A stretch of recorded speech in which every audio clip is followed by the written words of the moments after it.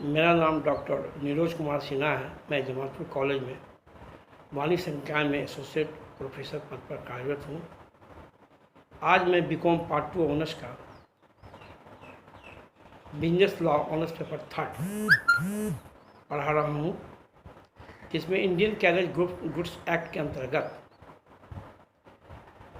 Common carrier के right, duties and liabilities, अधिकार, कर्तव्य और दायित्व, सार्वजनिक वाहक के अधिकार, कर्तव्य और दायित्व। डियर स्टूडेंट्स, पीछे के क्लास में हम आप लोगों को सार्वजनिक वाहक और निजी वाहक के बारे में पढ़ाए थे। साथ ही उसमें भी बता दें कि सार्वजनिक वाहक और निजी वाहक में क्या अंतर है। आज मैं आप लोगों को सार्वजनिक वाहक के अधिकार, कर्तव्य और दायित्व के बारे में पढ़ाएंगे।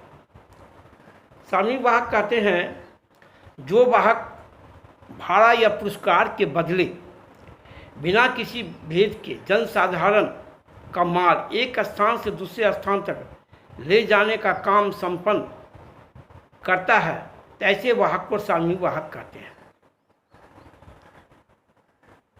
ये ऐसे वाहक हैं, ये माल ढोने वाले हैं जो बिना भेदभाव किए हुए किसी का भी माल एक स्थान से दूसरे स्थान उचित किराया या उचित भाड़ा लेकर के पहुंचाते हैं। भारतीय सार्वजनिक वाहक की अधिनियम की धारा 2 के अनुसार सार्वजनिक वाहक सरकार के अलावा ऐसा व्यक्ति या व्यक्तियों का समूह या कोई संघ है, चाहे वह समाम्मिलित हो या ना हो, जो कि सभी प्रकार के व्यक्तियों के लिए बिना किसी भेदभाव के स्थल मार्ग या अंतर्देशीय जलमार्ग के द्वारा किराए पर एक स्थान पर माल ढोने के व्यवसाय में व्यस्त हो। अर्थात सार्वजनिक वाहक एक या अनेक व्यक्तियों द्वारा निर्मित वह गैर सरकारी संस्था है या व्यक्तियों का समूह है जो बिना किसी भेदभाव के सभी व्यक्तियों का माल स्थल मार्ग या अंतर्देशीय मार्ग द्वारा किराए पर निर्देशानुसार निश्चित स्थान पर ले जाता है। उपर्युक्त परिभाषाओं के आधार पर हम कह सकते हैं कि सार्वजनिक वाहक एक या अनेक व्यक्तियों का माल या सामान ढोने के लिए बात किए जा सकते हैं, जो उन्हें इस काम के लिए भाड़ा देकर नियुक्त करना चाहता है।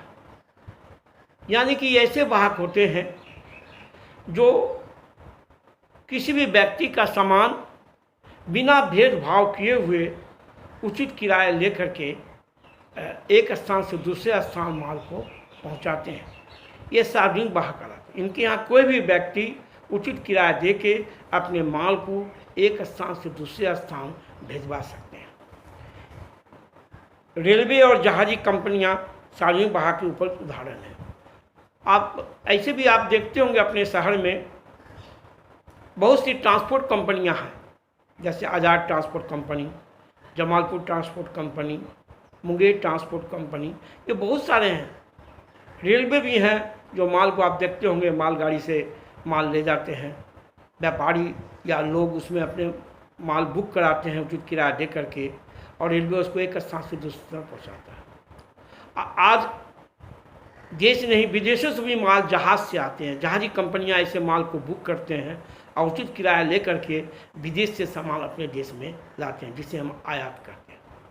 इस प्रकार सार्वजनिक वाहक ऐसे वाहक होते हैं जो बिना भेदभाव किए हुए व्यक्ति के, व्यापारी के माल सामान एक स्थान से दूसरे स्थान उचित किराया लेकर के पहुंचाते हैं।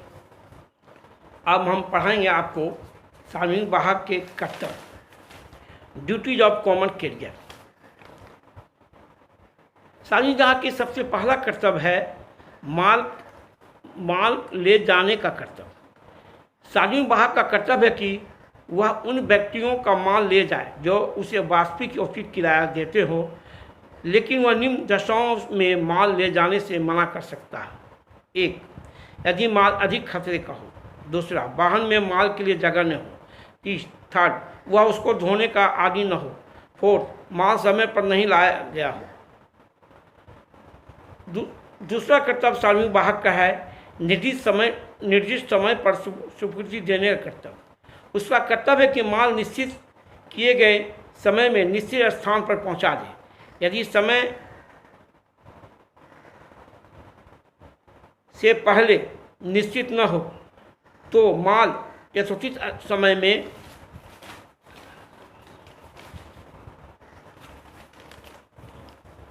सुपुर्द कर देना चाहिए। सार्वजनिक वाहक का तीसरा कर्तव्य है माल विचलित न होने का कर्तव्य। सार्वजनिक वाहक का साधारणतः प्रचलित मार्ग से ले जाए।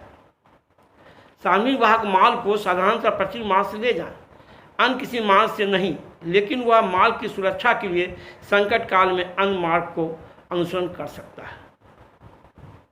और सार्वजनिक वाहक का चौथा कर्तव्य है सुपुर्दगी के लिए समय अथवा स्थान की व्याख्या। वह माल की सुपुर्दगी देने के लिए एक स्थान और समय को निर्धारित करने के लिए बाध्य है। अब सार्वजनिक वाहक के अधिकार। सार्वजनिक वाहक के निम्न अधिकार हैं, जिसमें पहला है माल का उचित किराया न मिलने पर वाहक माल को ले जाने से मना करने का अधिकार होता है। दूसरा, वाहक किसी भी ग्राहक को विशेष छूट देने का अधिकारी हो। तीसरा, वाहन में स्थान न होने पर या अधिक खतरनाक माल होने पर या वाहन के अनुकूल न होने पर ले जाने से मना करने का उसे अधिकार होते हैं। चौथा, उसे माल पर विशेष ग्रहण अधिकार होता है यदि माल का उचित किराया भेजने वालों ने ना चुकाया है। पाँचवा, उसे माल की आवश्यकता पड़ने पर बेचने का अधिकार होता है यदि माल नाशवान प्रकृति का हो या उसे विश्वास हो जाए कि माल रास्ते में अधिक खराब हो जाएगा, तो ऐसी दशा में वह माल को बेचने का अधिकारी है। उसे माल के स्वामी को आज्ञा प्राप्त कर लेनी चाहिए यदि ऐसा संभव हो। जैसे मछली हुआ, सब्जी हुए, फल हुए, ये सब कुछ नाशवान प्रकृति के होते हैं। तो अगर सार्वजनिक वाहक को लगता है कि ये नाश हो जाएंगे, तो संभव अगर हो तो जिन्होंने माल भेजने के लिए दिया है उनसे पूछ लें, और ये पूछना नहीं संभव हो तो वह भी माल को अगर समझते कि खराब हो जाएगा तो उसे बेच सकते हैं। अब सार्वजनिक वाहक का दायित्व, liabilities of A common carrier. सार्वजनिक वाहक के दायित्व का अध्ययन करने के लिए माल को अनुसूचित माल या बिना अनुसूचित माल के रूप में वर्गीकृत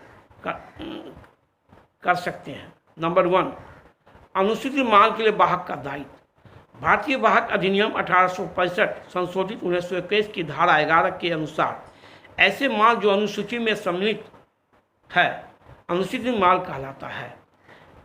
समानता ऐसा माल मूल्यवान तथा नाशवान प्रकृति का होता है जैसे सोना, चांदी, जवाहरात, घड़ी, सरकारी नोट इत्यादि।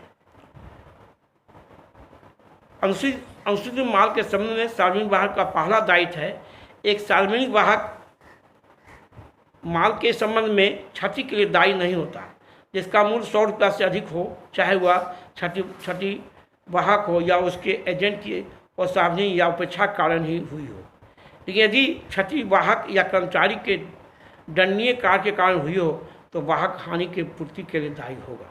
नंबर 2, यदि माल भेजने वाले ने वस्तु का मूल्य घोषित कर दिया हो तो वाहक अतिरिक्त किराया वसूल कर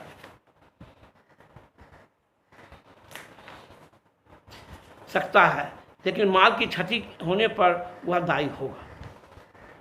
नंबर 2, बिना अनुसूचित माल के लिए वाहक का दायित्व।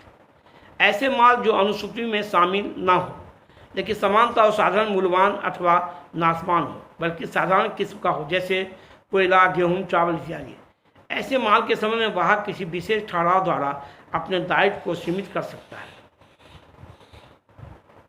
किंतु वह सार्वजनिक सूचना के द्वारा दायित्व को समाप्त या कम नहीं कर सकता है। इस वाहक का दायित्व एक निष्पक्षता के समान होता है। यदि वाहक या उसके कर्मचारी के दंडनीय कार्य या उपेक्षा के कारण कोई क्षति हुई हो तो वह अपने दायित्व को कम नहीं कर सकता है। धन्यवाद। ये सार्वजनिक वाहक के कर्तव्य, अधिकार और दायित्व, ये सबको हमने आज पढ़ाया। तो आप इस चैप्टर में यदि आप चाहें तो 2 क्वेश्चन का आंसर तैयार कर सकते हैं। इसका पहला क्वेश्चन होगा, सार्वजनिक वाहक और निजी वाहक से आप क्या समझते हैं? सार्वजनिक वाहक और निजी वाहक में क्या अंतर है? और दूसरा क्वेश्चन होगा, सार्वजनिक वाहक के कर्तव्य, अधिकार और दायित्व को लिखें। धन्यवाद।